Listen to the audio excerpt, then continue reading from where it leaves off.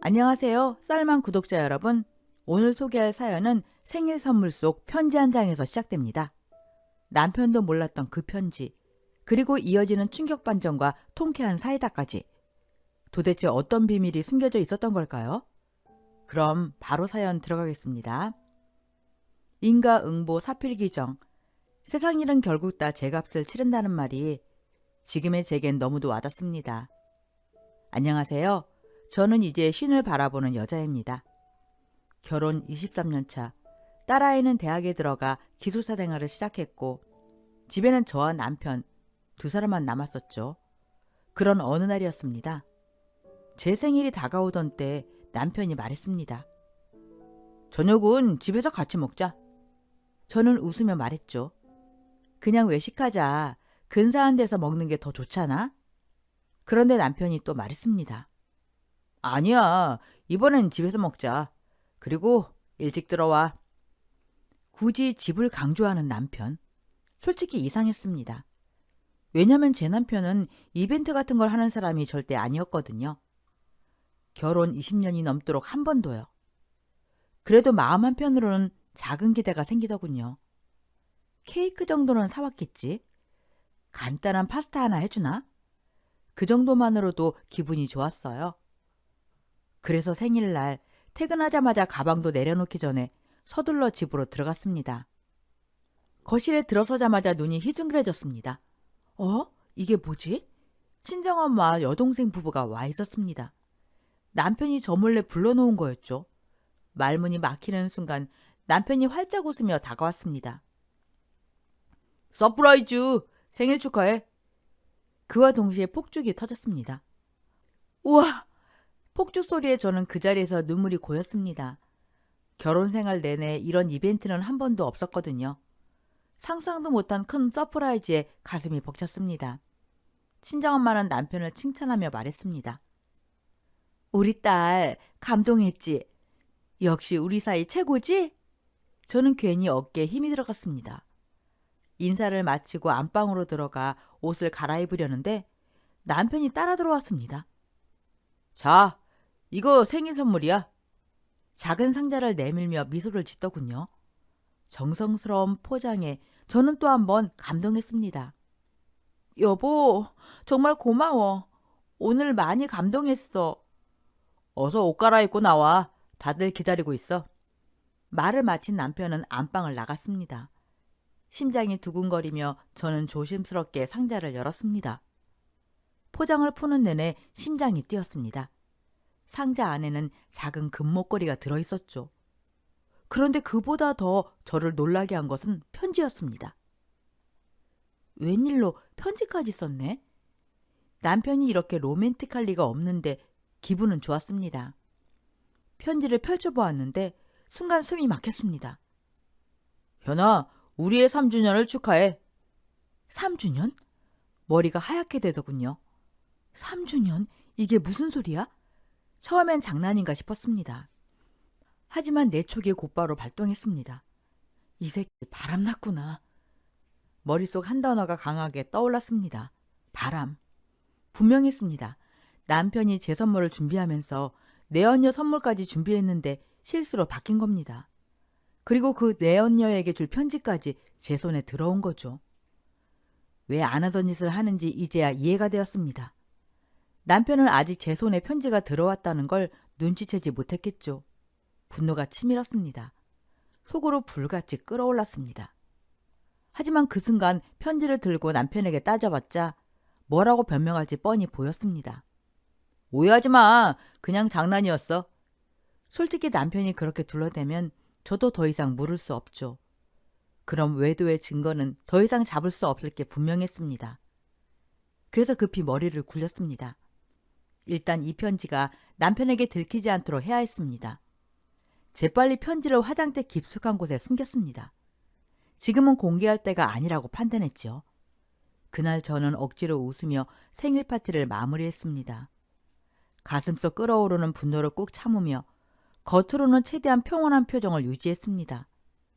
친정엄마와 여동생 부부에게도 티를 내지 않으려 노력했지요. 친정엄마는 계속해서 남편을 칭찬하며 오늘 정말 행복하겠구나 하고 물으셨습니다. 속으로는 200번쯤 남편 머리채를 잡고 싶었지만 겉으로는 꾹 참았습니다. 나 몸이 좀 안 좋네. 죄송해요. 오늘은 조금 일찍 끝낼게요. 친정 식구들에게 몸이 안 좋다는 핑계를 대며 파티를 서둘러 끝냈습니다. 가족들이 눈치채지 않도록 저는 애써 태연한 척하며 친정 식구들을 일찍 돌려보냈습니다. 마음속은 분노와 배신감으로 뒤엉켜 더 이상 버티기 힘들었지만 지금은 절대로 분노를 터뜨릴 수 없었습니다. 친정 식구들이 다 돌아간 후 저는 아무 말 없이 방으로 들어가 침대에 누웠습니다. 오늘은 남편과 얼굴을 마주할 수 없었거든요. 그때 남편이 조심스럽게 따라 들어왔습니다. 남편은 그 어느 때보다 다정한 얼굴로 제게 묻더군요. 괜찮아? 어디 많이 아파? 요즘 너무 무리했나? 그 목소리를 듣는 순간 등골이 오싹했습니다. 잘못 들어간 편지가 뭔지 아직도 모르는 표정. 마음은 다른 여자에게 가 있으면서 겉으로는 세상 다정한 남편인 척하는 그 모습이 정말 역겨웠습니다. 하지만 저는 티를 낼 수 없었죠. 지금은 연기할 때니까요. 응, 몸살인 것 같아. 좀 쉬면 괜찮아질 거야. 저는 최대한 침착하게 대답하고 이불을 뒤집어 쓴 채 자는 척을 했습니다. 남편은 제 곁을 잠시 서 있다가 조용히 문을 닫고 방을 나가더군요. 문이 딸깍 닫힌 그 순간 저는 눈을 감은 채 이를 악물었습니다. 그래, 조금만 기다려. 널 아주 잘근잘근 갈아서 가루로 만들어 뿌려버릴 거니까. 내가 언제 웃는지 두고 봐. 이제 남은 건 단 하나. 남편의 외도를 확실한 증거로 잡는 것. 그날 밤 저는 한숨도 자지 못한 채 머릿속으로 수백 가지 방법을 굴렸습니다. 흥신소에 맡길까? 전문가를 써야 확실하긴 하지. 그런데 바로 그때 1년 전 제 친구 정숙의 사건이 떠올랐습니다. 남편 외도 잡는다고 흥신소 썼다가 오히려 들켜서 돈만 날리고 이혼할 때도 완전히 불리해졌던 그 일. 그 기억이 저를 멈춰 세웠죠. 안 돼. 남의 손에 맡기면 안 돼.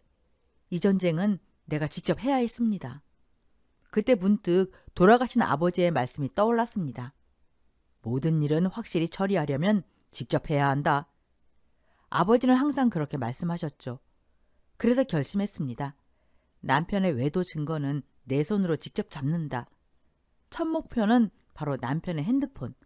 샤워할 때 잠든 사이를 노려 몇 번이고 확인했습니다. 하지만 전화, 문자, 메신저 기록 어디에도 수상한 흔적은 없었습니다. 평소 깔끔하고 치밀한 남편. 이 정도는 이미 정리해 두었겠죠. 그때 문득 떠오른 건 남편의 차였습니다. 블랙박스를 확인하면 뭐라도 나올지 모른다는 생각에 바로 차로 향했습니다. 그러나 영상은 깨끗했습니다. 그런데 이상하게도 주행 기록에 비해 블랙박스 영상의 현저히 짧았습니다. 뭐지? 속에서 분노와 긴장이 동시에 치밀어 올랐습니다. 남편이 내연녀를 만나러 갈 때면 아예 블랙박스를 끄고 다녔다는 생각이 들더군요.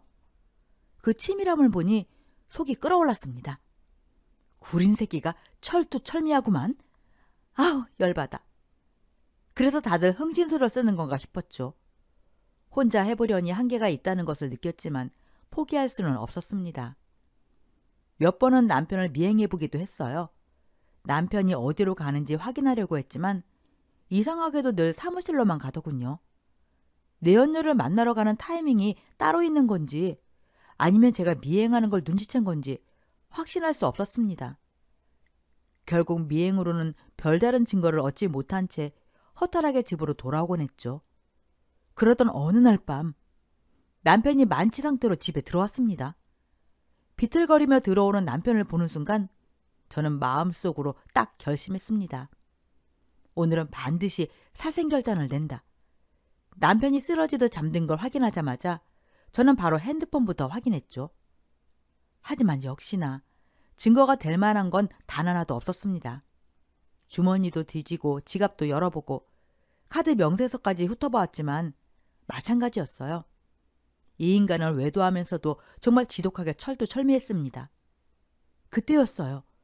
갑자기 번개처럼 하나가 스쳤습니다. 차다. 저 안에 뭔가 있다. 반드시. 직감이었지만 강하게 꽂혔습니다. 저는 바로 남편 차로 향했어요.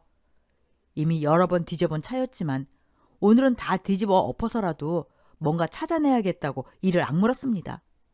조수석 뒷좌석, 작은 틈, 컵홀더, 시트 아래의 발판 및 혹시 내연녀가 떨어뜨린 흔적이라도 있을까 싶어 정말 꼼꼼하게 뒤졌지만 또 허사였습니다. 와, 이놈 진짜 틈이 없네. 뭐라도 걸려봐라. 아주 그냥. 열이 뻗쳐오면서 마지막 남은 곳 트렁크를 열었습니다. 안에 있던 골프채 가방을 꺼내 채 하나, 커버 하나, 지퍼 속 작은 주머니까지 모두 다 뒤져봤습니다. 그 순간 트렁크 바닥 커버가 살짝 어긋난 걸 발견했습니다. 조심스럽게 열어보니 그 밑에 투명 파일 하나가 있었어요. 심장이 터질 것 같았죠. 드디어 단서를 찾았어요. 파일을 펼치자 믿기 힘든 게 눈앞에 있었습니다. 부동산 계약서. 남편 이름이 적혀 있었고 주소는 우리가 사는 곳이 아니었습니다. 순간 머리가 하얘졌습니다. 남편이 분명 내연녀에게 아파트를 마련해 준 거예요. 두 집 살림을 증명한 명백한 증거가 눈앞에 있었습니다. 분노가 치밀었지만 바로 행동으로 옮기기보다 마음을 다잡았습니다. 이 아파트로 가서 반드시 그 여자를 확인해야 했어요. 저는 남편이 숨겨둔 계약서 속 주소로 곧장 향했습니다. 전투 의지가 온몸을 타고 흐르더군요. 오늘은 반드시 진실을 밝혀야 해. 가는 길 내내 수백 가지 시나리오가 머릿속을 스쳤습니다. 문 열자마자 머리채부터 잡을까? 아니면 차분하게 말로 협박할까? 상상만으로도 심장이 터질 것 같았습니다. 도착한 아파트 앞, 심장이 미친 듯 뛰었지만 꿀릴 필요는 없었습니다. 당당하게 문을 두드렸죠. 똑똑, 똑똑, 똑똑. 잠시 후 문이 열렸습니다. 그리고 나타난 그녀의 모습에 저는 숨이 멎는 듯 했어요. 뭐야? 상상과 완전히 달랐습니다. 화려하게 꾸민 성숙한 여자? 그런 이미지가 아니었어요. 눈앞의 여자는 너무나 어린 얼굴에 제가 순간 말을 잃었습니다. 내연녀는 제 예상보다 훨씬 어려 보였습니다. 제 딸 또래? 20대 초반쯤으로 보이는 젊고 애틋한 얼굴이었어요. 그런데 더 충격적인 건 그녀의 배였습니다. 불룩하게 나온 배, 분명 임신 중이었죠. 순간 머릿속이 하얘졌습니다. 이 상황을 어떻게 받아들여야 하지? 그때 그녀가 조용히 물었어요. 누구세요? 말문이 막혔습니다. 머릿속에 수많은 생각이 휘몰아쳤죠. 남편의 내연녀가 맞다면 분명 내 얼굴을 알아볼 텐데. 하지만 그녀는 저를 전혀 모르는 듯 했습니다. 눈치조차 채지 못한 어린 여자는 아무렇지 않게 다시 물었습니다. 아, 혹시 가사 도우미세요? 저도 모르게 대답했습니다. 오늘부터 일하기로 한 가사 도우미. 순간 머릿속이 더 혼란스러워졌습니다. 혹시 내가 오해한 건가? 남편과 이 여자는 단순히 세입자와 집주인 관계일 수도 있잖아? 그 생각이 들자 순간 제 자신이 너무 난처하게 느껴졌습니다. 그런 제 태도를 아는지 모르는지 어린 여자는 태연하게 집 안으로 안내했어요. 하지만 그 순간에도 뭔가 확실히 하고 싶었습니다. 일단 들어가서 대충 둘러대고 나와야지. 속으로 다짐했죠. 하지만 제 생각이 틀렸다는 걸 깨달은 건 집 안에 들어간 순간이었습니다. 거실벽에 걸린 사진 한 장이 제 가슴을 그대로 찔렀어요. 사진 속 남편과 그 어린 여자는 밝게 웃고 있었습니다. 마치 오래된 연인처럼 너무도 다정하게. 순간 모든 퍼즐이 맞춰졌습니다. 이 여자 분명 남편의 내연녀였어요. 지금까지 제 의심은 틀리지 않았던 거죠. 하지만 충격이 너무 컸습니다. 말이 나오지 않았어요. 그저 숨을 고르며 어떻게 이 상황을 받아들여야 할지 몰랐습니다. 대체 남편 놈은 어디서 어떻게 이런 짓을 했단 말입니까? 자기 딸 또래나 되는 여자애를, 그것도 임신까지 시켜놓고 저는 다시 한번 그 여자를 바라봤습니다. 솜털이 아직 거치지도 않은 정말 어린 얼굴이었어요. 한창 대학에서 친구들이랑 과제하고 술 마시며 실컷 웃고 있어야 할 나이. 화가 치솟아 당장 머리채라도 잡아버리고 싶었지만 그 아이가 임신 상태라는 사실이 제 손을 멈추게 했습니다. 뱃속의 생명을 생각하니 분노를 억누를 수밖에 없었죠. 그런데 딱 한 가지 계속 마음에 걸렸습니다. 왜 이 아이는 나를 못 알아보지? 남편의 아내인데 최소한 사진이라도 본 적 있을 텐데 어떻게 이렇게 천연덕스럽게 아무렇지도 않게 나를 들이나? 순간 머릿속에 스치는 생각. 혹시 일부러 모른 척하는 건가? 앙큼하게 이 상황을 모면하려고 능청스럽게 연기하는 건가? 진짜라면 뻔뻔한 거고 연기라면 대단히 배짱이다 싶었죠. 그래서 저도 결심했습니다. 그래, 너 연기한다? 그럼 나도 모른 척 더 크게 연기해 줄게. 이 전쟁은 이제 속고 속이는 심리전으로 넘어가고 있었습니다. 남편의 내연녀는 천연덕스럽게 말을 이어갔습니다. 배가 불러서 집안일이 좀 어려워요. 그래서 가사 도우미를 구했어요.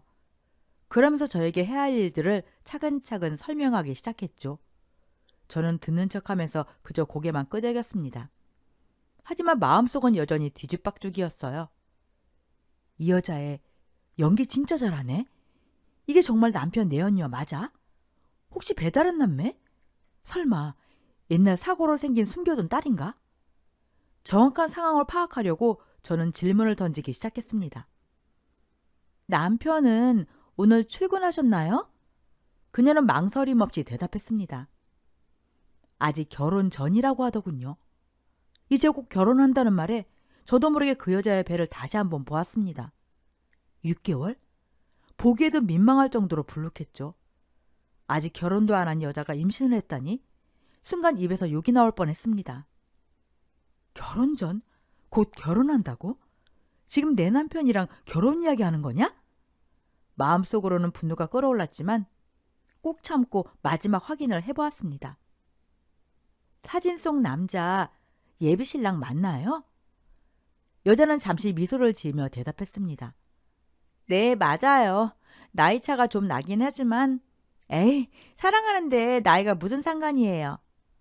그 순간 모든 것이 드러났습니다. 이 어린 여자는 내 남편의 내연녀가 틀림없었습니다. 정말 어이가 없었죠. 사랑한다니? 본처가 이렇게 눈 부릅뜨고 있는데 그게 무슨 헛소리야? 저는 분노를 참지 못하고 언성을 높였습니다. 이 정도 나이의 남자면 가정이 있다는 생각은 안 해봤어요? 돈 많은 중년 남자가 현아씨 가지고 논다고 생각 안 해봤나요? 제 말과 말투에 내연녀는 잠시 움찔하더니 단호하게 말을 이었습니다. 이분 사실은 사별하셨대요. 지금까지 혼자 지내셨고요. 그 말을 듣는 순간 제 머릿속에 한 줄기 번개처럼 스친 생각이 있었습니다. 남편이 이 어린 아가씨를 속였구나. 남편은 자신의 아내도 딸도 있다는 사실을 숨기고 마치 호라비처럼 거짓말을 했던 겁니다. 세상 경험도 없는 어린 여자아이는 그 말을 그대로 믿었을 테고 순진하게 남편을 의지하고 따라온 거겠죠. 저는 저도 모르게 한숨이 툭 새어나왔습니다. 아가씨, 젊은 사람이 왜 이렇게 나이 든 남자를 만나요? 젊고 좋은 또래 남자들도 많잖아요. 예쁘고 착한 사람이 왜 이런 남자한테... 그 순간 여자아이가 얼굴을 확 굳히며 말했습니다.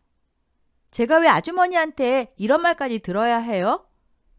아이의 목소리가 떨렸습니다. 하지만 눈빛은 단단했습니다. 이분이 그냥 나이든 남자라고요? 아니에요.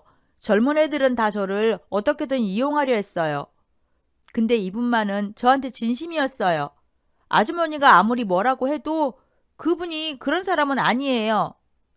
그리고 한 박자 숨을 고르더니 조심스럽게 말을 이어갔습니다. 죄송한데요. 오늘 일하기로 한 건 없던 걸로 할게요. 이만 나가주세요. 죄송합니다. 그 말, 그 표정. 저는 말문이 막혀 아무 말도 하지 못했습니다. 저는 그 말에 먹먹해졌습니다. 이 여자는 남편에게 진심으로 마음을 주고 있었고 그 마음을 속인 건 다름 아닌 남편이었습니다. 그러더니 그녀는 제 손에 5만 원을 쥐어주더군요. 오늘 와주신 값이에요. 받으세요. 내일부터는 안 오셔도 돼요. 저는 얼결에 그 5만 원을 받고 그 집을 나왔습니다. 머릿속은 복잡했고 생각을 정리할 시간이 필요했기에 그날은 그대로 집으로 돌아왔습니다. 집에 돌아온 저는 하루 종일 깊은 생각에 빠졌습니다. 그 여자의 모습이 계속 떠올랐죠. 과연 그녀가 거짓말을 하고 있는 걸까? 다시 한번 곱씹어 보았습니다. 하지만 아무리 생각해봐도 그 아이는 거짓말을 하는 것 같지 않았습니다. 눈빛, 말투, 행동 하나하나에서 진실됨이 느껴졌습니다.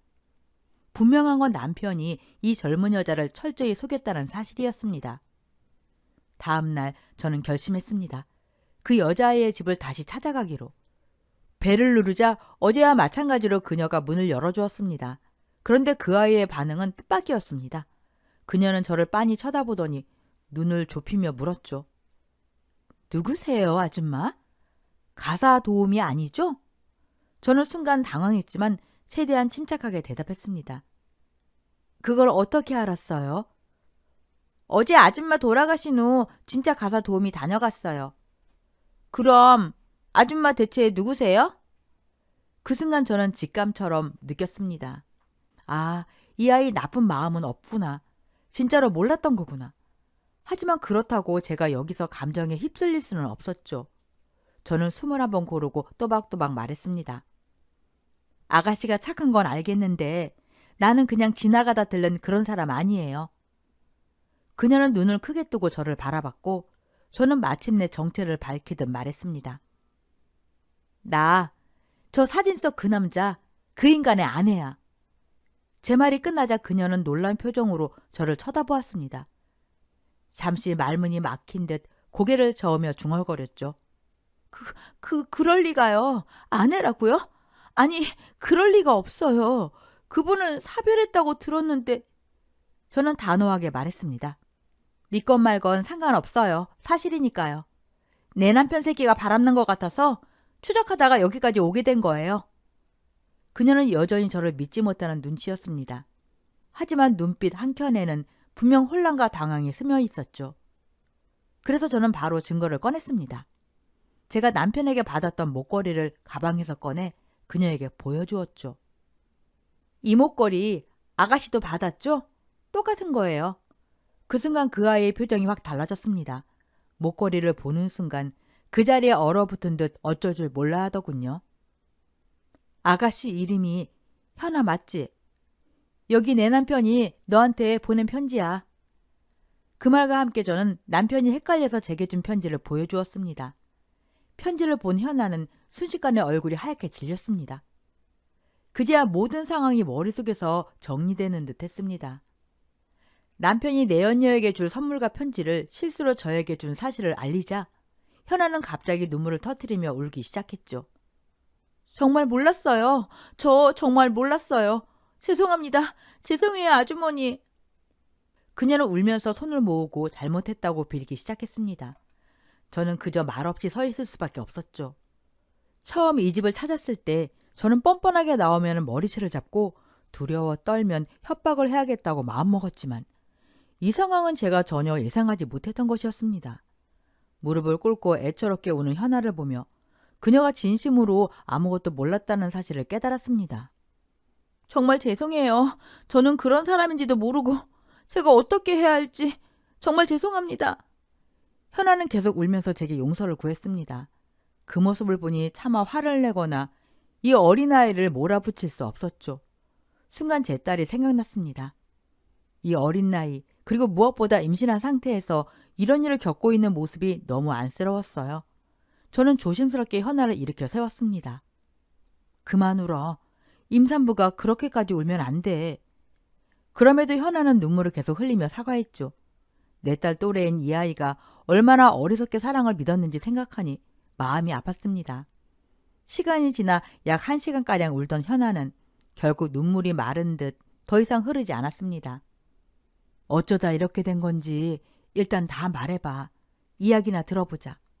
제가 그렇게 말하자 현아는 조금씩 자신의 이야기를 꺼내기 시작했어요. 사실 저 고아로 자랐어요. 부모 없이 자라면서 늘 누군가가 필요했어요. 그런데 아주머니 남편분이 저를 정말 따뜻하게 대해주셨거든요. 처음엔 그냥 아빠 같은 느낌이었는데 어느 순간부터 저도 모르게 사랑하고 있었어요. 현아는 깊은 한숨을 내쉬며 과거 이야기를 이어갔습니다. 고아원에서 자라온 이야기, 세상에 홀로 남겨진 듯한 외로움 속에서 남편이 얼마나 따뜻하게 자신에게 다가왔는지를 조심스럽게 털어놓았죠. 처음 남편분을 만난 건 사무실이었어요. 제가 물었죠. 사무보조로 들어오셨다고요? 네, 처음엔 그냥 일만 했어요. 정말 업무 이야기만. 그러다 현아는 고개를 푹 숙였습니다. 근데 어느 순간부터 그분이 저한테 자꾸 다가오기 시작했어요. 다가오다니? 저는 숨을 한번 삼키며 물었습니다. 1년 동안 같이 일하다 보니까 자연스럽게 마음이 갔어요. 현아는 눈을 크게 뜬 채 말을 이어갔습니다. 그때 남편분이 저한테 젊을 때 아내하고 사별했고 지금까지 혼자 힘들게 살았다고 했어요. 혼자? 제 입에서 저도 모르게 말이 새어나왔습니다. 그걸 믿었어요? 현아는 고개를 끄덕였습니다. 네, 믿었어요. 진짜 아무것도 몰랐어요. 제가 너무 순진했어요. 그녀는 입술을 떨며 울먹였습니다. 그분이 이렇게까지 거짓말할 줄은 몰랐어요. 현아는 저를 바라보며 눈물을 뚝뚝 흘렸습니다. 죄송해요. 진짜 몰랐어요. 저 잘못한 거 아니죠? 그 말에 제 속에서 뜨겁게 끓던 분노가 얼굴을 드러내기 시작했습니다. 남편의 뻔뻔한 거짓말이 이 순진한 아이를 얼마나 완벽하게 속였는지 순간 머릿속이 새하얘졌습니다. 현아는 눈물 콧물 섞인 얼굴로 떨며 말했습니다. 정말 몰랐어요. 사모님 죄송해요. 사모님이 절 상간녀로 고소하시든 죽을 때까지 때리시든 전 다 받을게요. 어떤 벌이든요. 그리고 사모님 남편 다시는 안 만날게요. 진짜예요. 죄송해요. 그 아이의 손이 바들바들 떨리고 있었습니다. 저는 숨을 깊게 들이쉬고 단도직입적으로 물었죠. 그럼 뱃속에 있는 아기는 어떻게 할 거야? 그 말을 듣는 순간 현아의 시선이 허공에 멈추더니 그대로 고개가 툭 떨어졌습니다. 말을 잇지 못하고 어깨만 느릿하게 흔들렸죠. 침묵이 더 무겁게 내려앉았습니다. 그 아이가 얼마나 혼란스러운지 딱 느껴졌습니다. 하지만 이 상황을 덮어버릴 수는 없었어요. 이 모든 건 남편 그놈의 책임이었으니까. 그래서 저는 단호히 말했습니다. 현아야, 내가 소송 걸 거야. 네가 아니라 내 남편 새끼한테. 현아가 눈을 치켜뜨며 저를 바라보았습니다. 사기로 소송 걸고 위자료도 받아낼 거야. 그리고 콩밥도 먹여버릴 거야. 아주 오래. 그 말을 듣고 현아는 조용히 천천히 고개를 끄덕였습니다. 하지만 제 분노는 그 정도로 끝낼 마음이 전혀 없었습니다. 저는 몸을 앞으로 숙이며 아주 낮은 목소리로 물었습니다. 현아야, 근데 말이야. 그냥 소송만 하고 끝내면 너무 깨끗하지 않니? 현아가 놀라 눈을 크게 떴습니다. 저기 사모님 무슨 뜻이죠? 그놈이 너한테 한 짓, 나한테 한 짓. 우리 둘 다 속이고 기만한 거야. 근데 그냥 이렇게 넘어가? 제 목소리에 도끼가 묻어났습니다. 안 되지. 그 인간 완전히 박살내야지. 현아는 제 말을 듣다가 천천히 하지만 확실하게 고개를 끄덕였습니다. 네, 도울게요. 근데 현아야, 그렇게 하려면 너 좀 힘들어질 수도 있어. 정신적으로도 몸으로도 괜찮겠어? 그러자 현아는 눈물을 닦고 단단히 입술을 깨물었습니다. 그 사람이 저한테 했던 짓, 저 절대 못 참아요. 사모님이 시키는 거 뭐든 할게요. 저 지옥이라도 가겠습니다. 그 인간만 지옥에 떨어뜨릴 수 있다면요. 그 말에 저는 조용히 고개를 끄덕였습니다. 좋아. 그럼 일주일 뒤 내가 말하는 장소로 와. 그때 어떻게 복수할지 확실하게 알려줄게. 현아는 손등으로 눈물을 훔치며 굳은 표정으로 대답했습니다. 약속할게요. 사모님 꼭 갈게요. 그리고 저는 현아의 집에서 나와 차문을 닫는 순간 마음속으로 이를 꽉 깨물었습니다. 짐승만도 못한 남편. 다른 사람들한테 더 피해주기 전에 내가 반드시 끝장을 내버리겠다. 나와 현아를 속이고 거짓으로 꾸며온 그놈의 인생. 그 대가가 얼마나 가혹한지 똑똑히 보여줄 생각이었죠. 저는 그 후 일주일 동안 철저하게 자료를 모으고 기록을 정리하고 변호사에게 조언까지 들으며 완벽한 준비를 마쳤습니다. 그리고 마침내 남편의 사무실로 향했죠. 그날은 남편이 반년 동안 준비해온 투자 설명회가 열리는 날이었습니다. 자기 말로는 인생을 걸었다나 뭐라나. 남편은 그동안 사업 준비한다고 밤낮으로 뛰어다녔다고 했고 오늘이야말로 자기 첫 공식 프리젠테이션이 있다며 집에서도 설렘 가득한 표정이었죠. 네, 저한테도 아주 중요한 날이 되었습니다. 그의 거짓된 삶을 폭로하는 첫날이니까요. 평소 저는 남편 사무실에 한 번도 간 적이 없었습니다. 부담 준다고 싫어하던 사람이라 일부러 밖에서 선을 지켜줬죠. 덕분에 남편 회사에서 1년을 일한 현아조차 저를 알아보지 못했던 것. 그러나 오늘은 다릅니다. 오늘은 첫 방문이자 마지막 방문. 남편의 두 얼굴을 모두 끌어올릴 날이었으니까요. 사무실에 들어서려는 순간 직원들이 제 앞을 가로막았습니다. 죄송합니다. 오늘 투자 설명회라 외부인 출입은? 저는 숨 한 번 고르고 단호하게 말했죠. 남편 부르세요. 나는 그 인간의 아내입니다. 직원들 얼굴이 순간 굳더니 서로 눈치를 보며 황급히 저를 안으로 들여보내더군요. 남편은 제가 등장하는 순간 얼굴이 싹 하얘졌습니다. 당신이 웬일이야? 오늘 해가 서쪽에서 뜬 건가? 무슨 일이 있어서 온 거야? 저는 일부러 밝게 웃으며 말했죠.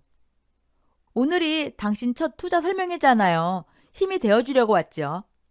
남편은 갑자기 가슴을 펴며 어깨까지 으쓱하더군요. 오, 영광인데 당신이 오니까 힘이 불끈불끈 난다. 저는 속으로 조용히 중얼거렸습니다. 그래, 조금만 기다려. 금방 네 힘은 불끈이 아니라 거꾸로 솟구칠 테니까. 겉으로는 아무렇지 않게 미소만 지었습니다. 남편은 얼른 의자를 빼주며 여기 앉아. 금방 시작하니까. 저를 귀빈 대접하듯 챙겨주더군요. 조금 뒤 투자자들이 속속 모여들었습니다. 소규모 모임이라지만 생각보다 많더군요. 대략 30명 정도? 시간이 되자 남편은 드디어 마이크를 잡았습니다. 남편은 자신이 준비한 자료를 넘기며 사업의 미래가 어떻고 성공 가능성이 어떻고 입에 침이 마르도록 떠들어댔습니다. 하지만 그 말들이 제게 무슨 의미가 있겠습니까? 저는 단 한자도 귀에 들어오지 않았습니다. 제 머릿속에는 오직 하나, 이 인간을 어떻게 가장 비참한 방식으로 끝장낼 것인가, 그 생각뿐이었죠. 그런 재속도 모르고 남편은 활짝 웃어가며 말하더군요. 여러분, 저만 믿으시면 됩니다. 저는 속으로 중얼거렸죠. 오냐, 조금만 더 떠들어. 금방 네 입은 그 웃음이 아니라 살려달라고 비명을 지르게 될 테니까. 그리고 마침내 질문 시간. 드디어 제가 나설 순간이 온 겁니다.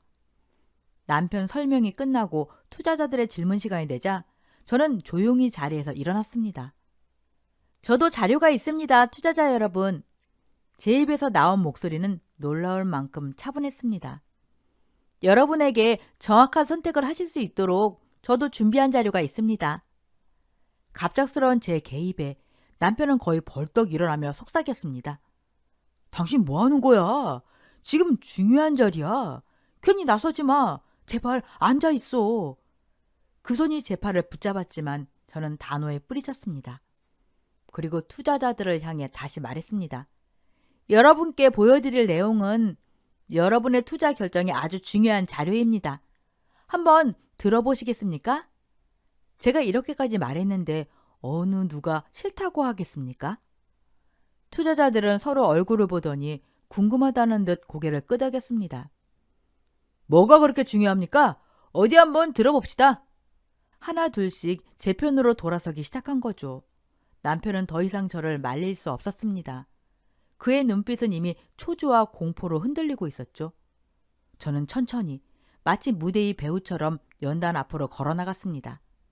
그 자리가 곧 남편의 무덤이 될 거라는 것을 알면서도요. 그리고 저는 준비한 자료들을 하나씩 천천히, 그러나 잔혹하게 공개하기 시작했습니다. 첫 번째 사진, 두 사람이 카페에서 다정하게 찍은 사진, 웃음이 넘치고 서로의 어깨에 기대어 있는 모습. 두 번째 사진, 팔짱을 끼고 쇼핑몰에서 걸어가는 사진. 세 번째 사진, 둘이 침대에 앉아 서로를 안고 있는, 보기만 해도 얼굴이 뜨거워질 만큼 친밀한 사진. 사무실 안이 순식간에 술렁였습니다. 저는 또박또박 말했습니다. 여러분, 이 남자는 멀쩡한 아내를 두고 자기보다 30살 가까이 어린 여자를 몰래 만났습니다. 그것도 제가 죽었다고 속이면서 솔로인 척 접근했습니다.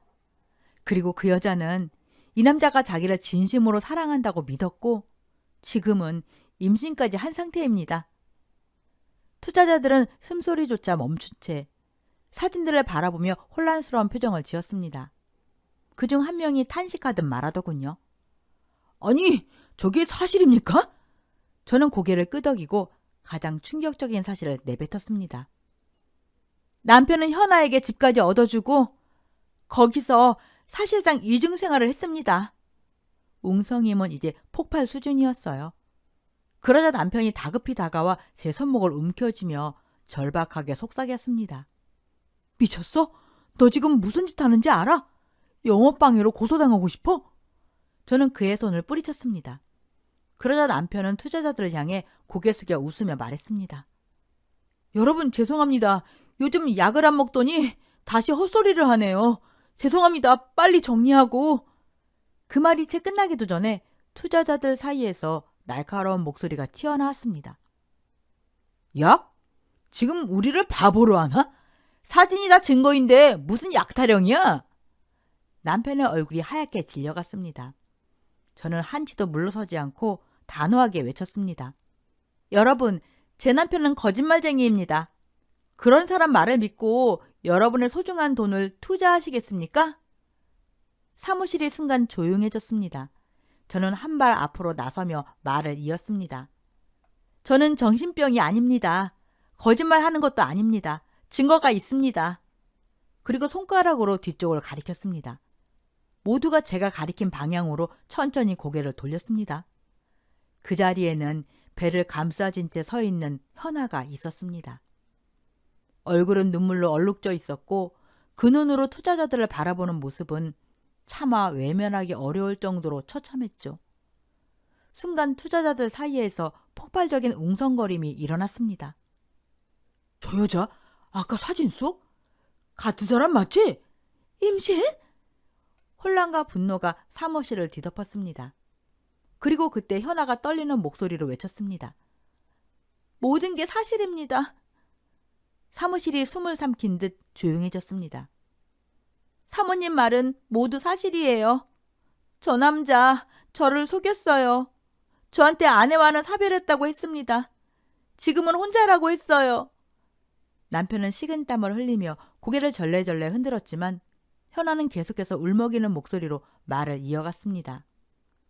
결혼하자고 했습니다. 집도 해주고 미래를 함께 만들자고 했어요. 저는 정말 믿었어요. 저 사람이 좋은 사람이라고.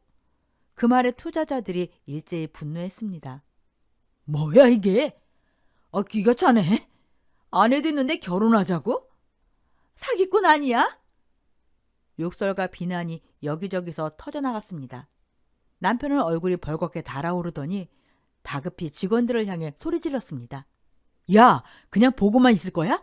저 여자들 당장 끌어내. 내 사무실에서 당장 내보내라고. 월급 받으면 일 좀 해, 이 멍청이들아. 직원들이 남편 눈치를 보며 어쩔 줄 몰라 하다가 결국 저에게 다가오기 시작했습니다. 저는 그 순간 그대로 반격했습니다. 저는 두 팔을 벌리며 외쳤습니다. 손끝 하나라도 대면 그 순간 바로 폭행으로 고소합니다. 직원들이 움찔했습니다. 그리고 저는 직원을 노려보며 말했습니다. 더러워서 내 발로 나가줄게. 하지만 너 내 남편으로선 오늘 이 자리에서 끝났다. 사무실은 이미 아수라장이었습니다. 그런데 문 밖으로 나가려던 저는 마지막 한마디를 꼭 남기고 싶었습니다. 저는 뒤를 돌아보며 쏘아붙였습니다. 야, 너! 남편이 움찔하며 고개를 들었습니다. 아무리 그래도 30살 어린애를 건드렸다고? 그 정도면 그냥 사람 아니지. 사무실 안이 조용해졌습니다. 저는 이를 악문 채 말을 이어갔습니다. 양심 좀 갖고 살아라, 이 쓰레기야. 남편의 얼굴이 일그러졌습니다. 그리고 잘 들어. 내가 이 자리에서 맹세한다. 저는 투자자들을 향해 천천히 고개를 돌렸습니다. 저 인간 반드시 콩밥 먹입니다. 내가 직접. 투자자들이 술렁였습니다. 그리고 투자자들을 향해 다시 한번 외쳤습니다.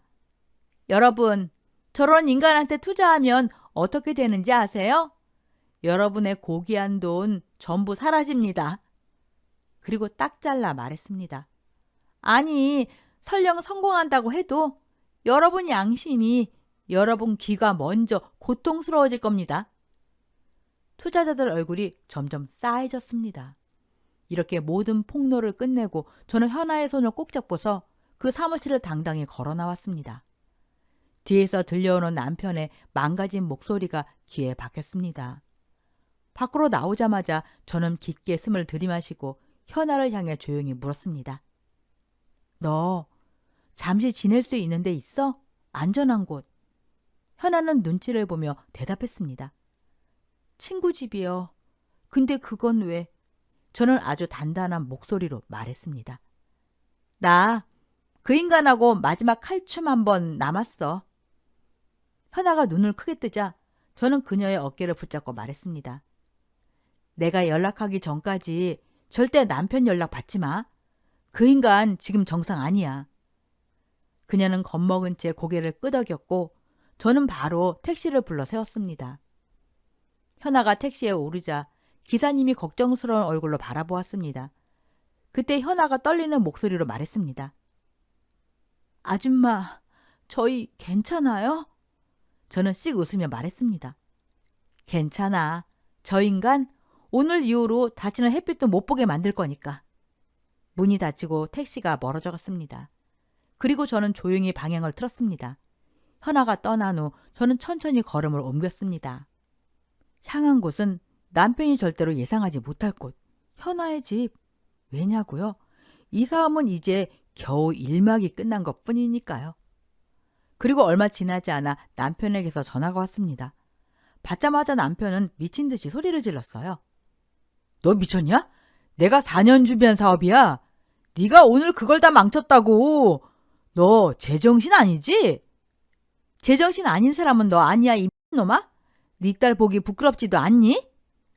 당장 와서 해명해. 투자자들한테 네가 잠깐 미쳐서 그랬다고 말해. 나 지금 죽게 생겼어. 남편 목소리엔 분노랑 절망이 뒤섞여 있었어요. 투자자들이 다 나가면서 욕을 퍼붓고 갔다고 하더군요. 저는 웃음이 터졌습니다. 왜? 인과응보 몰라? 네가 뿌린 씨앗 지금 딱 수확하는 중이야. 남편은 제 말에 거의 발작하듯 외쳤어요. 지금 어디야? 당장 말해. 저는 1초 망설이지도 않았습니다. 네가 현아한테 차려준 그 집 여기 있다. 왜? 와서 뭐 어쩌게? 그 말이 끝나자마자 남편은 폭발했습니다. 거기 딱 있어. 도망가지 마. 오늘 너 끝났어. 전화를 끊고 저는 조용히 현아 집에서 기다렸습니다. 얼마 후 남편이 문을 박차고 들어왔습니다. 얼굴은 분노로 일그러진 짐승이었어요. 너 어떻게 알았냐? 이 모든 걸? 저는 그에게 편지 한 장을 던졌습니다. 네가 내 생일이라고 준 선물, 거기 들어있던 편지야. 똑바로 봐라. 남편은 순간 얼어붙었습니다. 아내 생일에 이런 걸 넣어서 주는 미친놈이 어딨어? 나도 놀랐지. 그 서프라이즈에. 한 발 앞으로 다가가며 말해줬습니다. 근데 더 놀라운 건 뭔지 아니? 네가 네 딸 친구, 그 불쌍한 애한테 이런 짓을 했다는 거야. 네가 사람 새끼냐? 저는 남편 코앞에 편지를 들이대며 말했어요. 거울 봐라, 이 쓰레기야. 그 순간이었습니다. 제 말이 끝나기도 전에 남편이 제 뺨을 쾅 하고 때렸어요. 순간 얼굴이 뜨겁게 뒤틀리고 눈앞이 하얘졌습니다. 딱 한 대였는데 정신이 흔들릴 정도였어요. 하지만 저는 물러서지 않았습니다. 그래, 오늘 한번 죽고 살자. 덤벼. 남편은 더 미쳐 있었습니다. 오늘은 너만 죽는 날이야. 주먹이 쏟아졌고 저는 맞으면서 버텼어요. 하지만 남자의 힘을 이기기엔 역부족이었죠. 쓰러질 듯 흔들릴 듯. 그래도 저는 끝까지 눈을 부릅떴습니다. 그때였습니다. 문이 콱 열리며 누군가 외쳤어요. 이게 뭐하는 짓들이야? 이놈아, 당장 멈춰! 지팡이를 든 시아버지. 그 뒤로 아주버님과 시누이가 들어왔습니다. 제가 남편에게 오라 말한 순간 시아버지께도 급히 연락을 해둔 상태였죠. 남편은 그대로 얼어붙었습니다. 아주버님과 시누이가 달려와 저를 부축했어요.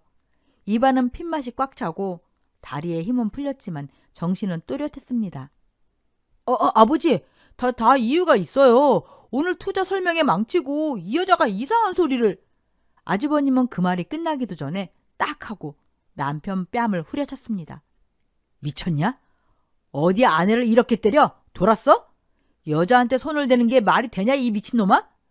그리고 시누이가 허겁지겁 제게 달려와 저를 부축하며 입술을 깨물며 말했습니다. 옳게, 괜찮아요?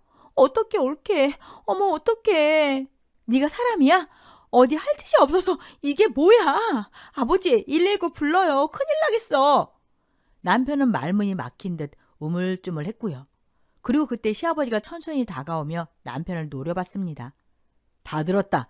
네가 젊은 여자랑 바람나서 집까지 사주고 임신까지 시킨 거 그게 사실이냐? 남편은 시선을 돌렸지만 숨길 방법이 없었죠.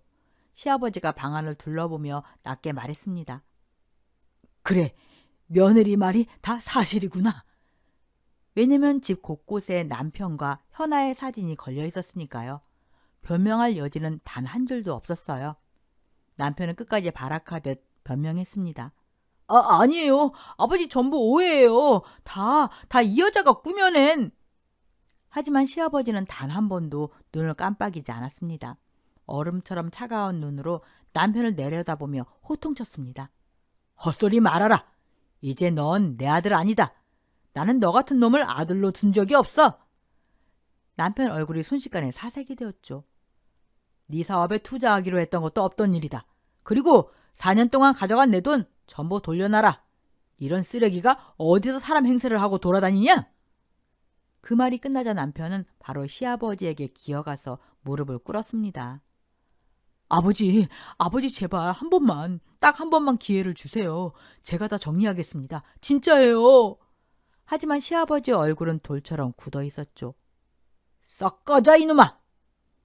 그리고 들고 있던 지팡이로 남편을 쾅쾅 2번, 3번 무지막지하게 내려쳤습니다. 꼴도 보기 싫다. 어디 내 돈 가져다가 사업한다고 나대더니 이딴 짓을 하고 다녀? 다시는 날 아버지라고 부르지도 마. 너는 이제 끝이야. 시아버지는 더는 할 말도 없다는 듯 몸을 돌려 집 밖으로 나갔습니다. 시누이가 급히 아버지를 부축하며 119를 부르러 뛰어나갔고요. 집안에는 잠깐 정막이 흘렀습니다. 그러다 남편이 아주 천천히 고개를 들어 저를 봤습니다. 그 눈빛은 사람이 아니라 짐승이었어요. 결국 다 너 때문이야. 네가 다 망쳐놨어. 좋아, 오늘 그냥 같이 죽자. 남편은 다시 주먹을 치켜들었습니다. 아주버님이 막아서며 소리쳤죠. 이 미친놈아, 정신 차려! 하지만 남편은 이성을 완전히 잃은 상태였습니다. 아주버님을 거치게 밀어내고 다시 제게 달려들었죠. 그때 쾅! 문이 열리며 경찰들이 들이닥쳤습니다. 그만하세요. 가정폭력 신고받고 출동했습니다. 남편은 갑자기 팔을 비틀려 제압당하자 믿을 수 없다는 듯 경찰들을 바라보며 비틀거렸습니다. 뭐 하시는 겁니까? 이건 오해예요, 오해. 하지만 경찰이 단호하게 쇄골을 눌러 고정했습니다. 당신 지금 현행범입니다. 저항하지 마세요. 남편의 얼굴은 공포와 분노가 뒤섞인 채 일그러졌습니다. 그리고 저는 흐트러지지 않은 눈으로 그 모습을 그대로 바라봤습니다. 그러더니 남편이 아주버님을 향해 소리쳤습니다. 형이 신고했어? 형이 어떻게 날 신고해? 아주버님은 황당하다는 표정이었죠. 그때 저는 남편을 향해 비웃으며 말했습니다. 내가 신고했다. 남편은 크게 눈을 뜨며 말했습니다. 뭐? 저는 천천히 또박또박 잘 들으라고 말했어요. 내가 이 집으로 오라고 했지? 그래서 내가 미리 경찰에 신고해뒀다. 서프라이즈다, 이 개새끼야. 그 말에 남편은 이를 부득부득 깔며 발악했지만 이미 경찰에게 제압당한 뒤였죠. 남편은 경찰차에 실려가면서도 악을 쓰며 외쳤습니다. 이게 다 네 탓이다. 네 탓이라고. 저는 남편이 멀어져가는 모습을 보며 아주 차갑게 웃었습니다. 이 순간을 위해 제가 얼마나 오래 준비했는지, 얼마나 오랫동안 이를 악물고서 참아왔는지, 오늘이야말로 그 인간이 철저히 무너지는 날이란 걸 확신했죠. 그 이후 저는 남편과 이혼 소송을 바로 진행했습니다. 현아의 증언 덕분에 소송은 거침없이 빠르게 흘러갔습니다. 현아는 남편이 자신을 속이고 기만했던 모든 사실을 법정에서 하나도 빠짐없이 진술했죠. 시아버지도 남편의 짓에 크게 분노했습니다. 내가 저런 놈을 아들이라고? 시아버지는 제게 미안하다며 원래 남편에게 투자하려 했던 돈을 모두 제게 주셨습니다. 하지만 시아버지의 분노는 거기서 멈추지 않았습니다. 남편이 지난 4년 동안 사업 준비랍시고 가져간 돈을 돌려달라며 소송을 제기하셨습니다. 당연히 남편은 패소했습니다. 왜냐고요? 그 돈을 사업에 쓴 것도 아니고 유흥이며 여자들이며 거기에다 퍼부어놨으니까요. 결국 남편은 법원의 판결대로 시아버지의 돈을 전부 갚아야 했고 저에게도 위자료와 재산 분할을 해야 했습니다. 그리고 모든 것이 끝났을 때 남편은 완전히 말 그대로 알거지가 되어 있었습니다. 한때 잘 나가던 남편은 결국 모든 걸 잃고 바닥까지 추락해버렸습니다. 하지만 여러분, 그게 끝이 아니었습니다. 현아는 법원에서 남편을 향해 단단히 말했습니다. 사기로 고소할 거예요. 남편이 임신까지 시켜놓고 결혼할 것처럼 속여온 그 기만은 법적으로도 매우 중대한 범죄였죠. 재판부는 냉정하게 판결했습니다. 피고인의 악질적인 기만으로 피해가 중대합니다. 사기죄, 유죄. 남편은 말했습니다. 뭐라고요? 그러나 판사는 고개조차 들지 않았습니다. 남편은 결국 징역형을 피하지 못했습니다. 그리고 저는 가만히 있을 리 없었죠. 저도 남편을 고소했습니다. 그가 저를 때렸던 일들, 경찰 조사가 진행되면서 저는 알게 됐습니다. 남편이 저를 때린 게 단순 주먹질이 아니었다는 것을요.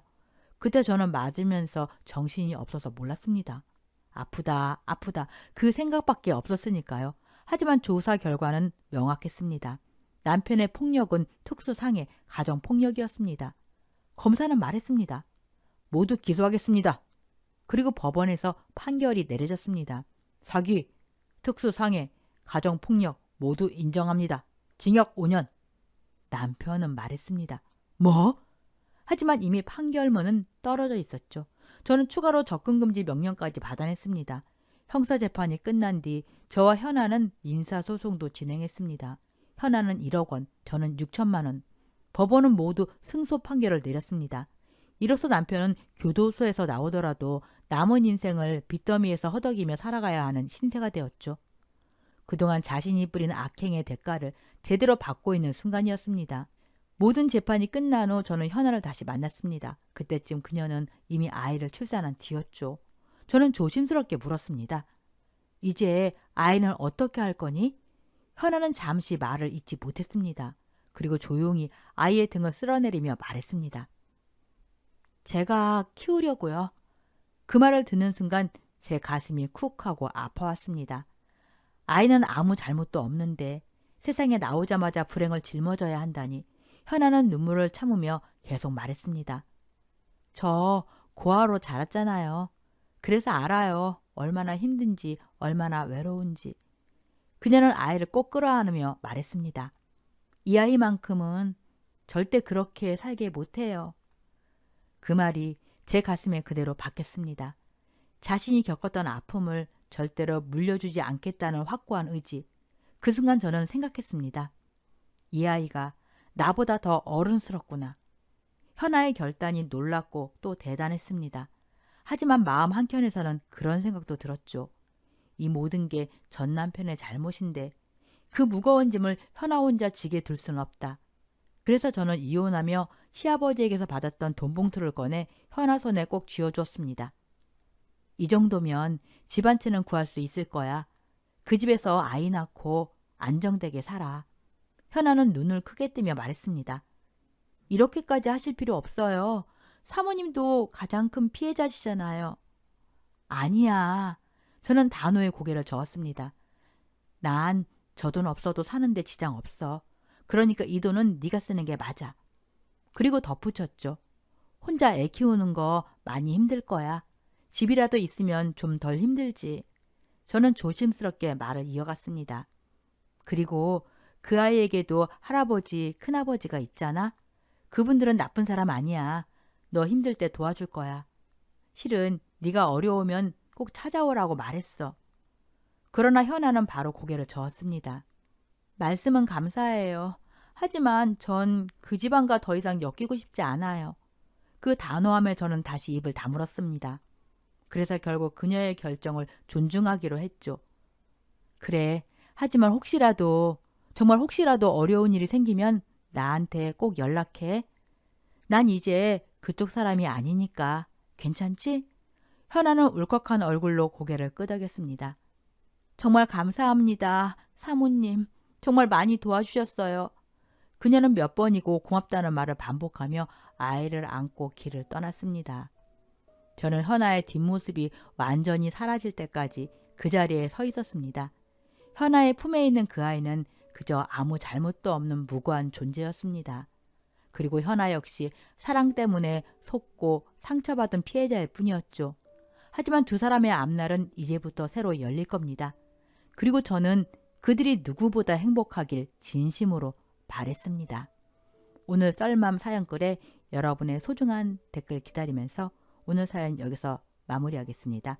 함께 읽어주셔서 감사합니다.